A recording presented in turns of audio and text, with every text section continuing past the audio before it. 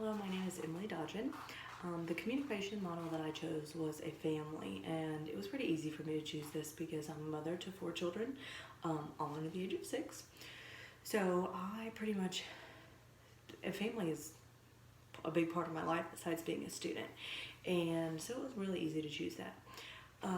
I think it's important because in a family you typically have two parents, be a mom and a mom, a dad and dad, a mom and a dad, a single mom, a single dad, step parents involved too, foster parents, grandparents, whatever the adult or guardian on the family is. They have a task to teach the children underneath them about life in general, social norms, acceptable behavior, laws, educate them. That you have a lot of tasks as a guardian or parent, whatever it may be, to teach the younger people about life and how to grow up. So I think it's important to see a family as a model of communication because you have the parent guardian on the top, and then you have the children, kind of like a tree, like with branches underneath. And so the children, the parents are going to communicate to the children, and the children are going to communicate back, not always negatively, but they're going to give you feedback on if they understand what you're saying. They're going to tell you how they feel, how they think, and I think that's really important because it fills your relationship needs. It's going to fill your physical needs as a parent, as a child. It's going to fill those the needs that everybody has with communication.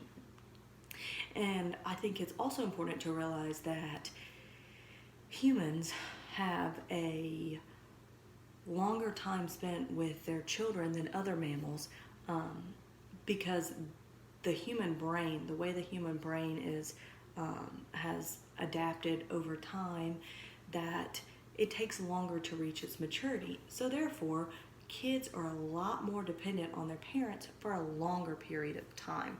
And I think this is important to remember because it's not just young children that the parents are communicating with. It's also older children too, well into their teens, well even into their 20s. I still go to my parents for information all the time, and I seek feedback. And I think this positive communication model where a parent asks the child a question, or the child asks a parent a question, and you have feedback.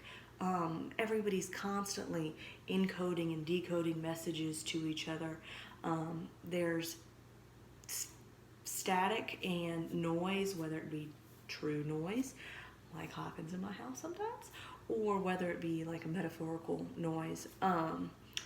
It's always there, and you pretty much have to decode that. As well as the message. You have to see what's important, what's not important. You have to teach your kids life lessons that are really important.